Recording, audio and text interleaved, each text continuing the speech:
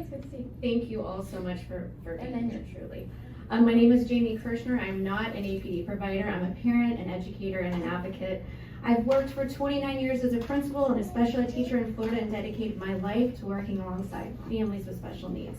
Frustrated with the system myself, I resigned and founded Education Advocates of America. We're in 40 states and support hundreds of clients in Florida, also in Collier.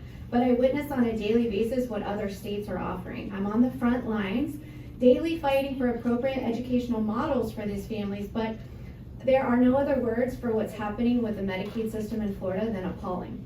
I see caregivers in Collier and Florida struggling to navigate Medicaid, enduring waitlists for years without critical care, mental health support, behavioral therapy, spending hours on the phone, in tears, at rock bottom, and it's as if the system has been built to gaslight and break these families into giving up with all the roadblocks.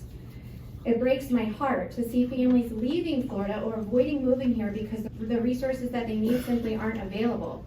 And these other states offer far better support. And as I mentioned, my agency's in 40 states, so I can't in good faith tell these families to move to Florida. And as a second generation Floridian, it's so disappointing. I mean, my own niece cannot live in the state because of the lack of services. So these caregivers are at their wit's end. They're resorting to Baker acting themselves or their loved ones constantly. We're 8 days into January and I've already had 6 clients have to Baker act themselves or their family member.